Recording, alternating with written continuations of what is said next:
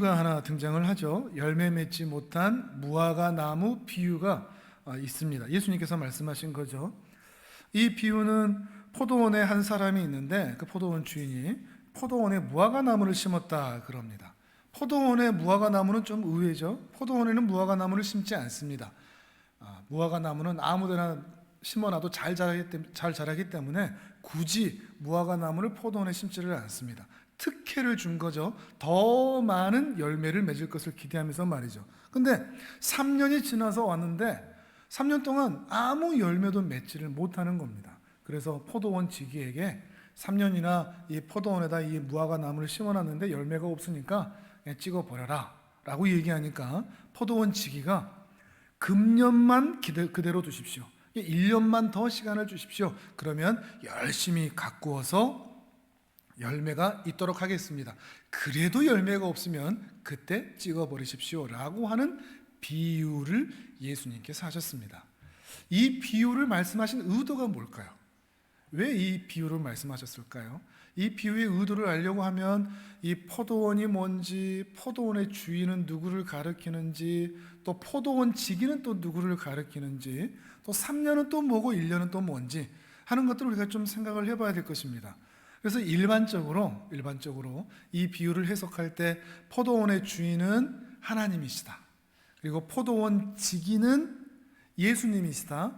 그리고 그 3년은 구약 전체의 시간을 가리킨다 라고 해석을 보통 합니다. 그래서 살을 좀 보태서 해석을 하면 하나님께서 이스라엘 민족을 특별히 선택하시고 인도하시고 보호하셔서 구약 전체의 시간 가운데 은혜를 부어주셨는데 이 구약 전체의 시간 가운데 이 이스라엘은 그 합당한 열매, 하나님의 은혜에 합당한 열매를 맺지를 못했다. 그래서 이제 찍어버려야 되겠다, 이스라엘 민족을 다 멸망시켜야 되겠다라고 하니까 사랑이 넘치시는 예수님께서 간청하시면서 조금만 더 기다려 주십시오 라고 얘기하면서 심판의 유예를 알려주신 말씀이다.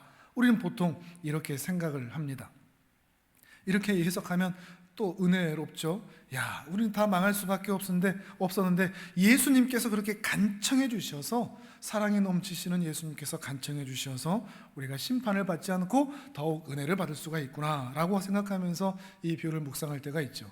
근데 이 비유만 단독으로 본다고 하면 얼마든지 그렇게 볼 여지가 있기는 합니다. 그런데 이 비유가 어디와 연결되어 있는지를 함께 볼 때는 이 비유의 의도가 달라질 수 있습니다. 비유 자체의 해석보다 비유를 주신 의도, 그 의도를 더 깊이 봐야 한다는 것이죠. 그렇기 때문에 성경을 읽을 때는 문맥이 중요합니다. 그 본문만 또는 한 절만 볼 게 아니라 전체의 흐름과 문맥을 통해서 그 해당 절이 어떤 의미를 가지는지를 함께 보아야 한다는 거죠. 오늘 비유도 마찬가지입니다. 단순히 이 비유만 해석한다고 하면 포도원의 주인을 우리가 보통 하나님으로 해석한다고 그랬으니까 이 하나님은 어떤 분으로 여겨지십니까?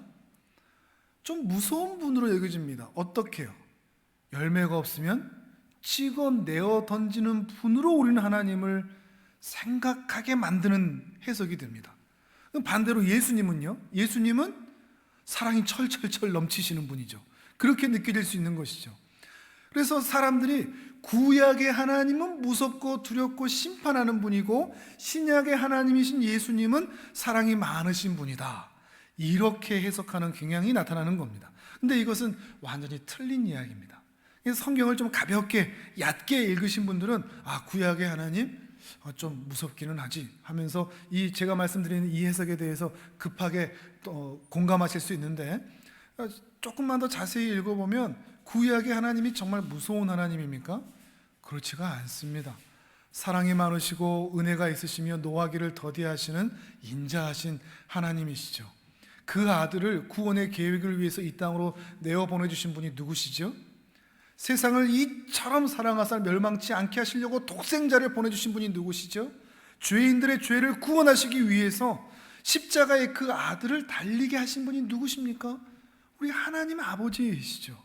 그런데 그 하나님에 대해서 이 비유 한 부분만 보고 구약의 하나님은 무서운 분, 매정한 분, 이렇게 얘기할 수 없다는 것입니다. 그러니까 비유든 또 성경의 말씀 곳곳이든 문맥을 보는 것이 매우 중요합니다. 비유의 의도를 찾는 거죠. 오늘 비유도 마찬가지입니다. 오늘 비유도 그 문맥을 찾는 것이 중요합니다. 그러면 앞에 본문과의 연결 지점이 있을까 하는 것을 먼저 찾아봐야 되겠죠.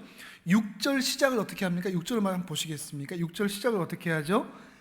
이에 비유로 말씀하시되 그러죠. 이에라는 표현이 있죠. 이에라는 표현은 앞에 어떤 상황이 발생했는데 그 상황에 대해서 비유로 다르게 표현해 주셨다는 것을 생각해 볼 수 있습니다. 연결된다는 것이죠.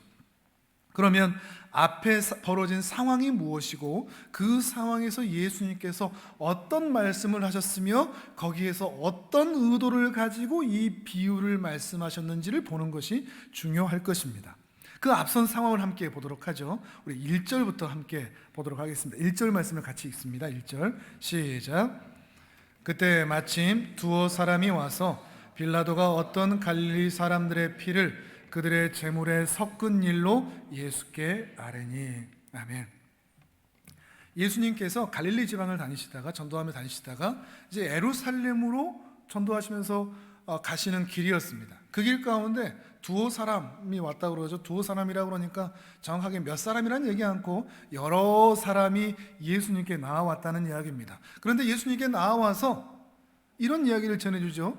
갈릴리 사람들의 소식인데 빌라도 총독이 다스릴 그때 로마 병사들이 예루살렘에서 제사를 드리고자 하던, 그래서 그 제물을 잡고 있던 갈릴리 사람들을 그 성전에서 참혹하게 죽인 사건을 말합니다. 그 사건을 지금 예수님께 말하고 있는 거죠. 어떤 의도였겠습니까? 이 사람들이 왜 얘기했을까요? 굉장히 충격적인 일이지 않습니까?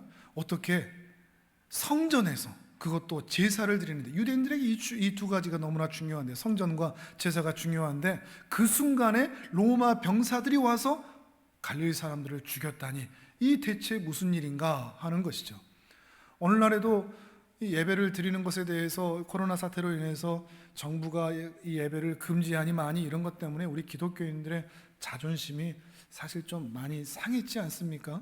이렇게 금지하니 많이 이렇게 얘기만 해도 우리 마음의 자존심이 상하는데, 아예 예배 금지가 아니라 예배 드리는 사람들을 아예 쳐 죽였다고 하니 이게 얼마나 황당한 이야기고 충격적인 이야기이겠습니까? 이런 이야기라면 예수님이 어떻게 반응하셔야 될까요? 그래? 그런 일이 있었어? 아니 세상에 어떻게 그런 일이 있냐? 이 나라가 대체 어떻게 되려고 이런 일이 생기느냐? 이런 반응을 하는 게 맞지 않겠습니까? 평소 예수님이 사람들에게 대해서 굉장히 공감하시는 분이기 때문이에요. 그런데 2절에 보시면 이 사람들의 반응에 대해서 굉장히 날카롭게 반응을 하십니다. 예수님 아닌 것 같습니다. 2절 말씀을 같이 한번 읽어보실까요? 2절 시작. 대답하여 이르시되 너희는 이 갈릴리 사람들이 이같이 해 받음으로 다른 모든 갈릴리 사람보다 죄가 더 있는 줄 아느냐. 아멘. 뜬금없는 대답이시죠. 갈릴리에 그런 일이 있었대요 라고 얘기하니까 갈릴리 사람들이 죄가 많아서 그런 줄 아느냐? 라고 대답을 하신 거죠. 어떻게 봐야 될까요? 우리가 지난주에도 중풍병자와 그 고치시는 그 사건을 통해서 그 중간중간 뜬금없는 대화들이 이어지는 그 모습을 볼 때 그 말씀의 간격, 그 질문과 대답과 또 다른 질문이 이어질 때 그 사이의 간격들을 살피는 것이 중요하다고 그랬죠. 오늘 본문도 마찬가지입니다. 사람들이 이렇게 얘기했을 때 예수님께 이렇게 반응하신 그 이유와 의도를 찾는 것이 중요한 거죠. 예수님이 왜 이렇게 반응했겠습니까? 갈릴리 사람들의 소식을 전해온 그 두어 사람의 마음의 의도를 알고 있기 때문이죠. 이 두어 사람은 갈릴리 소식을 전하면서 어떡해요? 안타까워요? 이런 일이 생겼어요? 나라가 어떻게 되려고 이럴까요? 이런 의도로 나온 게 아니라 어떤 마음으로 나왔다?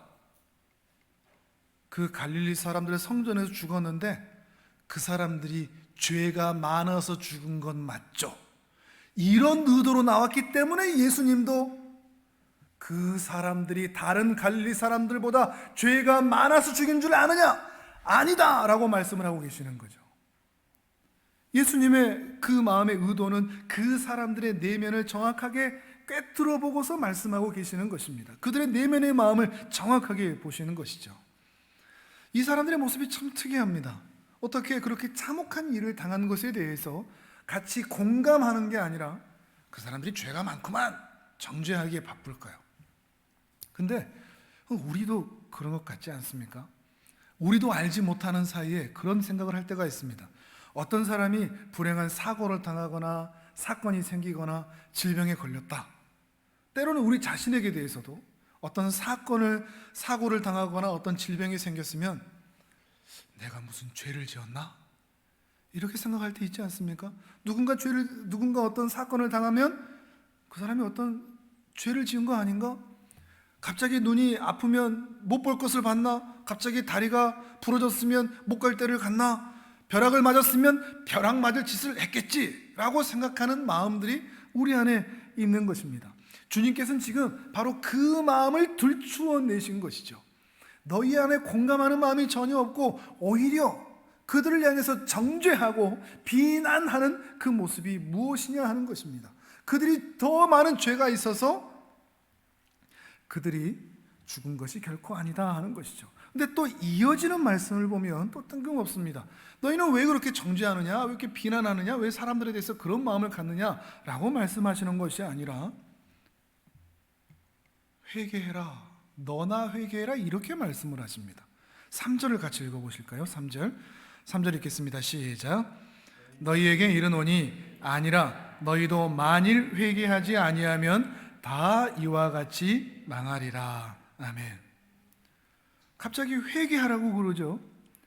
갈릴리 사람들의 그 참혹한 뉴스를 전해주었을 뿐인데 예수님께서는 그렇게 전해준 사람들의 마음의 의도를 정확하게 알고서 다른 사람 정죄하거나 판단하지 말고 누구나 잘해라, 너나 잘해라. 옛날에 그런 영화 명대사 있지 않습니까? 너나 잘하세요. 그런 식으로 말을 하고 있는 것이죠. 다른 사람이 죽은 것, 다른 사람이 어떤 죄가 있든지 그거 신경 쓰지 말고 너나 회개해라. 너가 회개하지 않으면, 너가 돌이키지 않으면 너는 망할 수밖에 없다, 이런 얘기를 합니다. 여기서 망할 수밖에 없다는 것도 뉘앙스가 있습니다.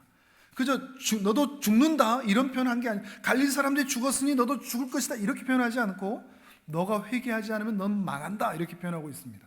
여기서 이 망한다는 것은 사람이 저절로 자연스럽게 죽는다 하는 그런 의미를 얘기하는 게 아니고 외부적인 개입과 힘에 의해서, 즉 하나님의 심판에 의하여서 파멸당하게 될 것이다 라는 의미를 가지고 있습니다.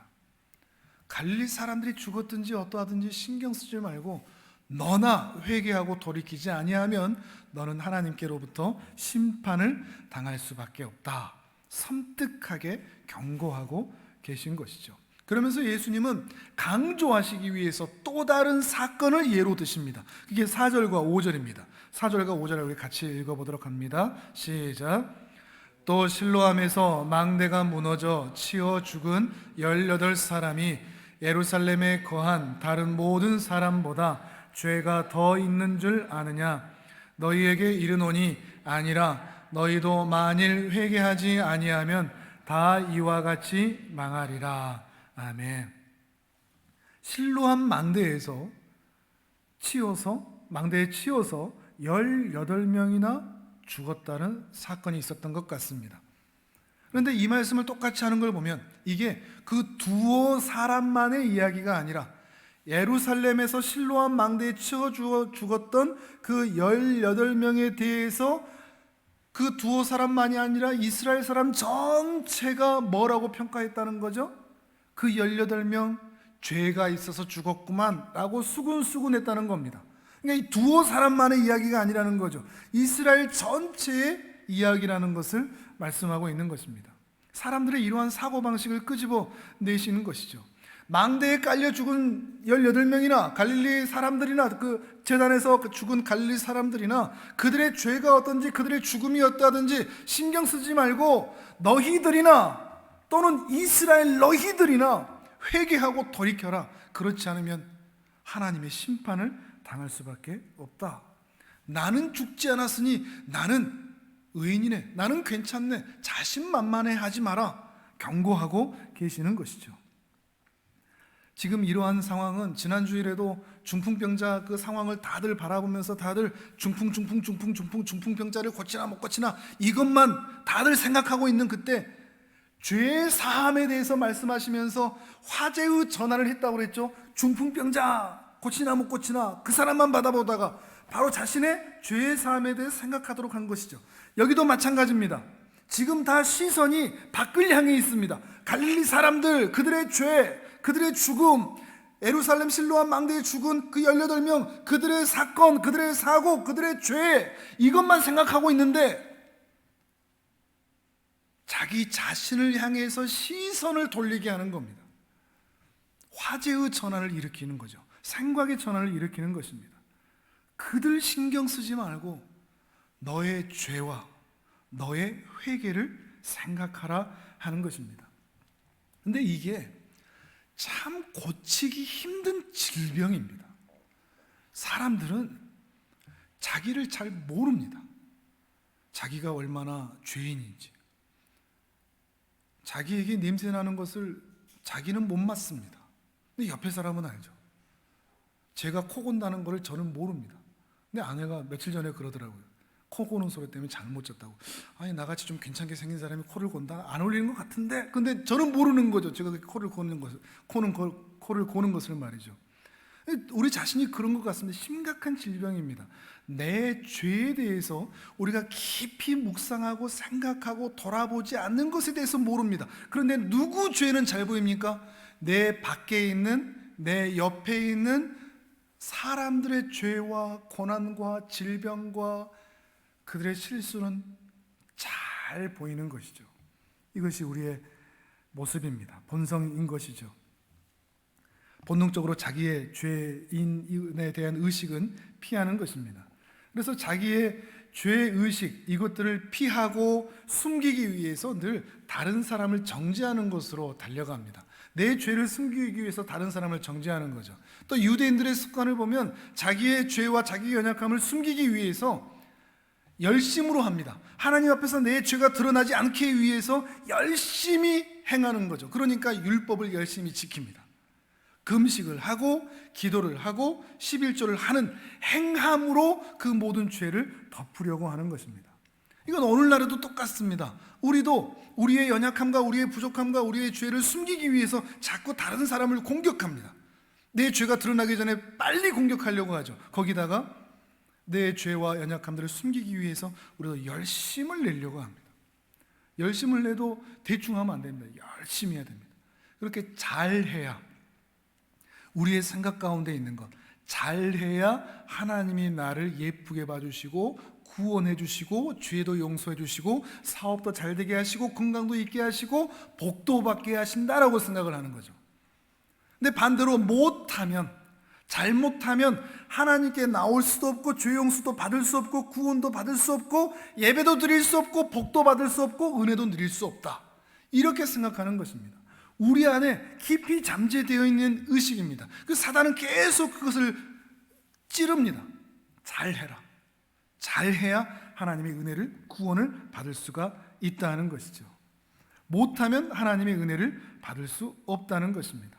그런데 성경을 보면 잘한다 못한다로 하나님이 우리를 평가하신 일이 거의 없습니다. 오히려 이렇게 말씀드리고 싶습니다. 너무 잘하려고 하지 마십시오. 하나님은 그러셨습니다. 나 제사 기뻐하지 않는다. 나 재물 별로 필요 없다. 그 피가 나한테 무슨 유익이 있겠냐.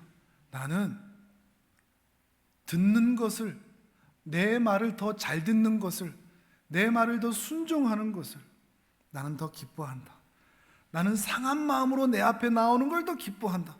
실패한 마음을 부여잡고 이 연약한 자의 심령 그대로, 가난한 심령 그대로 내 앞으로 나오는 것을 더 기뻐한다. 잘하든지 못하든지 나는 상관없다. 내 앞으로 나오는 그 연약한 마음을 더 기뻐한다 하는 것입니다. 이게 참 중요한 부분입니다. 주님 앞에서 너무 잘하려고 하지 마십시오. 반대로 잘못한 게 많다고 예수님 앞에 못 나오겠다고 하지도 마십시오. 그저 주님은 은혜로 우리를 다 받아주는 분이시기 때문에 그렇습니다. 그저 하나님 앞에 우리의 마음을 진실하게 낮추고 하나님께 돌아가기만 하면 되는 것입니다. 이것이 복음입니다. 그리고 오늘 본문을 통해서 예수님께서는 그 말씀을 하고 계시는 것이죠. 이 복음에 대해서 말이죠. 잘하든지 못하든지, 누구의 죄가 어떻고 누구의 잘남이 어떠하든지 너 자신이나 마음을 낮추어 내게 회개하고 돌아오라. 그렇지 않으면 영원한 심판이 있을 것이다. 이 말씀을 하고 계시는 것입니다. 이러한 본문의 중심 사상을 붙들고서 이어지는 비유의 핵심을 찾아가는 것이 중요합니다. 이제 다시 비유의 이야기로 갑니다. 비유는 뭘 얘기하고 싶었을까요? 비유의 핵심은 뭘까요? 비유는 한 가지만 잡으면 됩니다. 무엇을 말하고 싶었던 것일까요? 비유는, 이 비유에서 핵심은 심판의 시간에 대한 이야기를 하고 있습니다. 심판의 시간. 앞의 사건이 뭐라고요? 앞의 사건이 어떤 얘기를 하고 있다고요? 이 두 사건을 통해서 회개해라, 아니하면 망한다 라는 말씀을 하고 있다고 그랬죠. 그러면서 비유를 연결시키면서 다만 오늘 회개해야 된다, 속히 회개해야 된다 라는 말씀을 이 비유를 통해서 하고 계시는 것입니다. 시간이 없다. 오늘 하나님 앞에서 나와서 회개하라는 거죠. 다시 비유를 보시면 8절에 이렇게 이야기를 하죠. 주인이여 금년에도 그대로 두소서. 이게 핵심 문장이라고 할 수 있습니다. 금년이라는 것은 1년을 말하거든요. 올 1년 남았다 그거죠. 이게 기간이 아니라 1년 남았다는 거죠. 금년만 그대로 놔두십시오. 그 이야기는 이제 망하게 회개하지 않아 망할 수밖에 없는 그 시간이 영원히 우리에게 주어진 게 아니라 한시적이다라는 것이죠. 우리는 대부분 어떻게 합니까? 서두르지를 않습니다. 여유롭습니다. 뭐 언젠간 하겠지. 어떤 사람은 죽을 때 회개하고 가면 되는 거 아니에요? 라고 얘기하기도 하죠. 뒤로 자꾸 미룹니다. 그런데 오늘 비유에서는 그렇지 않다고 얘기하는 것입니다. 주인이여 금년에도 두소서. 9절에도 그러죠. 그렇지 않으면 그때는 찍어 버리소서. 심판이 유예되었을 뿐이지 완전히 연기된 것은, 취소된 것은 아니라 하는 이야기를 이 비유를 통해서 말씀하고 계시는 것입니다. 물론 언제일지는 모르지만 그 날이 반드시 우리에게 찾아올 터이니 그 시간이 이르기 전에 바로 오늘, 바로 이곳에서 이 말씀을 받는 모든 사람들은 회개하여 하나님께 돌이켜야 한다는 말씀인 것이죠. 오늘 우리가 저 유대인들의 길을 따르지 않기 위해서는 우리가 이 말씀을 잘 받아야 되겠습니다. 시간이 많이 없다. 오늘 하나님 앞에서 회개해라. 자, 결론을 말씀을 드렸는데 이 결론에 대해서 여러분 마음에 어떻게 받아들이십니까? 이 다음이 중요합니다. 결론을 아는 게 중요한 게 아닙니다. 말씀을 다들 들었습니다. 그 말씀을 들었으면 그 다음에 어떤 마음이 갔습니까? 아, 시간이 많이 없구나. 회개해야 되겠다. 내가 한 주간에도 그렇게 살지 못했는데 더욱 하나님 앞에 하나님께 한 길로 사는, 같은 길로 사는 그런 인생이 살아야 되겠다. 내가 어떤 죄를 지었나, 어떤 연약함이 있나, 내가 아직 돌이키지 못한 게 있나, 내 자신을 살피면서 회개하여 하나님의 은혜 가운데 살고자 하는 그런 마음이 드십니까? 아니면 회개하십시오, 아니면 망합니다 라는 말씀을 들었을 때 아 그렇구나 하고 끝나버리십니까? 나 옛날에 다 회개했는데, 나 구원 다 이미 다 받았는데, 이런 생각 드십니까? 이런 생각도 바른 말씀에 대한 반응이 아닙니다. 이게 중요합니다. 말씀에 대한 반응이 어떠한지. 예수님이 오늘 말씀을 통해서 수천 년을 지나 이곳에서 여러분에게, 우리 모두에게 이 말씀이 전해지고 있을 때 오늘 우리가 이 말씀을 동일한 마음으로 회개해야 하는구나 라고 자기 자신을 쳐야 한다는 말입니다. 자기 자신은 치지 못하고 다른 사람만 생각나든지 다른 내 자신 밖에서 이 말씀을 두려고 한다고 하면 이 말씀을 우리는 받는 것이 아니라는 것입니다. 이 말씀에 대해서 시간이 많이 없을 수 있다, 빨리 하나님 앞에 돌이키지 않으면 안 된다 하는 생각을 가져야 한다는 것이죠. 그러다 꼭 큰 질병을 당하고 나서야, 큰 사고를 당하고 나서야, 옆에 누군가가 죽음의 강을 건너가는 모습을 보고 나서야 그때서야 반짝 정신 차리려고 하다가 그 일이 또 지나가면 희미해지는 그런 모습으로는 우리 결코 바른 믿음의 삶을 살 수 없습니다. 유대인의 길을 갈 수밖에 없는 것입니다. 누가 주인인가? 이 말씀을 계속 보고 있습니다. 예수님을 주인으로 모시고 사는 사람의 특징, 그것은 주인의 말을 잘 듣는다 하는 것입니다. 오늘 말씀을 통해서 예수님께서 회개하라, 그렇지 않으면 망한다, 다른 사람 쳐다보지 말고 너나 잘하라 라고 말씀하실 때 예 주님 그리하겠습니다, 예수님을 주인으로 모시는 사람은 오늘 당장 자신의 마음에 이 말씀을 부딪히게 만드는 것입니다. 근데 그렇지 않은 사람들은 여전히 내 안에서 이 말씀을 부딪히지 않고 또 다른 사람들이 생각납니다. 아유, 갈릴리 사람들이 그랬대, 실로암 사람들이 그렇게 죽었대, 실로암 망대에서 그래서 사람들이 죽었대, 누구 집 자식이 어떻대, 누구누구는 또 어떻대, 그런 일을 당했으니 나쁜 짓을 했나 봐, 이 사람 말 저 사람 말 하기 좋아하는 모습들이 아니라는 것입니다.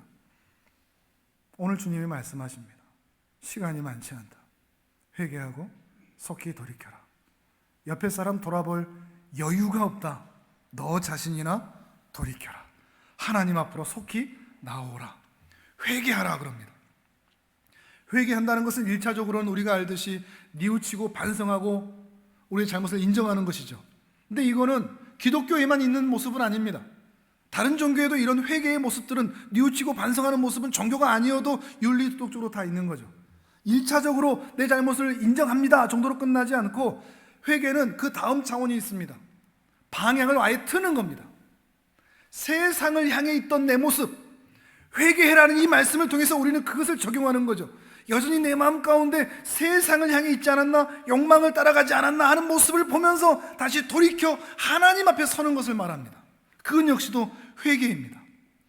더 한 단계 더 높은 차원의, 믿음의 차원의 회개를 말한다고 하면 더 이상은 내 생각에 의하여서, 내 행위에 의하여서 내가 무엇인가를 해야 어떤 은혜와 상을 받는 것이 아니라 주님이 말씀하시면 그대로 받는, 주님이 가라 그러면 가고, 주님이 오라 그러면 오고, 주님이 회개해라 그러면 오늘 말씀에서 회개해라 그랬으니 단순하게 나를 회개하는 겁니다. 아, 내가 그렇게 살지 못했군요 주님, 회개하는 것입니다. 여기에 내 생각을 얹고 다른 사람들의 모습을 보고 하는 것으로 자꾸 혼합하는 게 아닙니다. 말씀은 단순한 겁니다. 말씀의 적용도 마찬가지죠. 단순하게 맞는 겁니다. 회개라고 했으니 나나 잘하는 겁니다. 나나 하나님 앞에서 바르게 서기 위해서 말씀 앞에 내 자신을 세우는 것이죠. 다만 회개하되 오늘 해야 합니다. 1년이라는 시간이 있으니 어떤 분들은 그렇지 않습니까? 끝날 때쯤에 뭐 하면 되겠죠. 1년이나 남았네. 그런데 말씀을 주님 앞에 받는 사람들은 아, 오늘 해야 되겠네 라고 생각하는 것입니다. 우리가 살아있는 것은 하나님께서 나에게 심판을 유예시켜주고 있기 때문이라는 것을 여러분 느낄 수 있겠습니까? 내가 오늘 살아있는 이유는 하나님이 지금 봐주고 계시기 때문에 그렇습니다. 그러니까 우리가 사는 거죠. 이게 보이는 사람들은 참 감사할 수 있게 됩니다. 그 기다려주심. 아, 나를 이렇게 기다려주시는구나. 내 사랑하는 사람들, 내 가족들, 내 전도 대상자들, 그들을 아직 주님께서 데려가지 않으신 것은 아직 나에게 기회를 주시는구나. 복음을 전할 기회. 근데 우리가 느낄 때가 있죠. 분명히 언젠간 하겠지 했는데 옆에 그 사람이 사라지고 없습니다. 이 땅에서. 그럴 때가 올 수 있다는 이야기입니다. 그 이야기가 내 이야기가 될 수도 있다는 것입니다. 다른 사람의 죽음과 고통에 대해서는 잘도 평가하면서 자기 자신의 고통과 죽음, 죄에 대해서는 살피지도 못하고 헤아리지도 못하고 민감하지도 못하고 또 준비하지도 못하고 서두르지도 못하는 모습이 있지 않은지 깊이 살펴야 한다는 것입니다. 강 건너 불 구경할 것이 결코 아닙니다. 우리에게 가장 중요한 순간은 바로 오늘입니다. 우리에게 가장 중요한 장소는 바로 여기입니다. 우리에게 가장 중요한 사람은 오늘 바로 이곳에 있는 내 옆에 있는 사람들입니다.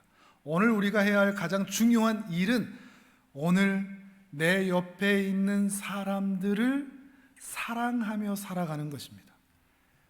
이게 우리의 오늘이 될 수 있기를 원합니다. 이게 우리의 일상이 되어 있기를 바랍니다. 이게 우리의 매일이 되어 있기를 바랍니다. 사도 바울은 세월을 아끼라고 그랬습니다. 세월을 아낀다는 말은 돈을 주고서라도 그 시간을 사는 이야기입니다. 그 시간을 어떻게 사겠습니까? 그만큼 그 시간에 대해서, 그 하루에 대해서, 1분 1초에 대해서 단 1분 1초라도 낭비하려고 하지 말고 그 시간들을 하나님 앞에서 의미 있게 사용하려고 게으르거나 허망한 것을 쫓거나 하지 말라는 말입니다.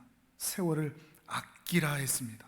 주님께서 이 말씀을 우리에게 던져주고 계시는 것입니다. 이 말씀에 대해서 여러분은 어떻게 반응하시겠습니까? 한 거지가 있었습니다. 근데 그 동네에 부자가 있습니다. 그 부자가 그 거지가 너무 불쌍해서 이 거지를 양자로 삼겠답니다.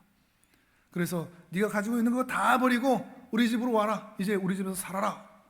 그러는데 이 거지가 버리지 못하는 게 세 가지가 있습니다. 하나는 깡통입니다. 깡통이 있어야 먹고 살 수 있습니다. 음식을 담을 수 있습니다. 그래서 깡통 못 버리겠답니다. 두 번째로는 담요입니다. 담요가 있어야 추위를 덮을 수 있다는 겁니다. 근데 첫 번째, 두 번째는 버리겠다고, 세 번째는 절대 못 버리겠답니다. 세 번째는 숟가락입니다. 숟가락이 있어야 먹겠다는 거죠. 이 거지는 어떤 선택을 해야 될까요? 주인의 말에 대해서 어떻게 반응해야 될까요? 여러분은 하나님의 말씀에 대해서 어떻게 반응하고 계십니까? 혹 때로 하나님께서 회개해라 안 그러면 망한다 이런 말씀에 대해서도 저한테는 아직 깡통이 필요하고 담요가 필요하고 숟가락이 필요한데요 이러고 계시진 않습니까? 여러분의 생각을 얹어서 말이죠. 근데 우리가 멀리서 바라보면 이게 얼마나 미련한 겁니까? 얼마나 안타까운 모습입니까?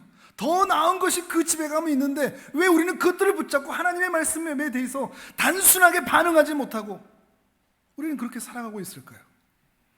우리의 일상에 하나님의 말씀에 반응하며 그 말씀대로 살아내는 은혜가 있기를 바랍니다. 오늘 주께서 말씀하십니다. 회개해라, 돌이켜라, 내게로 돌아오라. 다른 사람 쳐다보지 말고 너 자신의 모습이나 잘 살피면서 너에게 주어진 그 일상들을 은혜로, 기쁨으로, 행복함으로 살아내라 라고 당부하고 계시는 것입니다. 우리의 하루하루가 그랬으면 좋겠습니다. 마음을 다해, 목숨을 다해, 뜻을 다해, 힘을 다해 주 너의 하나님을 사랑하는 우리의 일상이 되기를 원합니다. 우리의 이웃을 내 자신처럼 사랑하는, 나 자신처럼 사랑하는 우리의 일상이 되기를 원합니다. 먼저 그의 나라와 그의 의를 구하는 우리의 하루하루가 되기를 원합니다. 그 일들을 내일로 미루지 않는 우리의 모습들이 될 수 있기를 바랍니다. 오늘은 우리에게 기회의 날입니다. 오늘 참 중요한 날입니다. 이번 일주일 7번의 오늘 동안 하나님 앞에서 순종하며 그분과 동행하며 그분을 기쁘게 해드리며 자기 자신의 모습을 잘 살피며 세상으로 향해 나가 있던 우리의 모습들을 다시 하나님께로 돌이키며 하나님께 순종하는 삶, 그 복된 삶을 사시기를 주님의 이름으로 축복합니다. 아멘.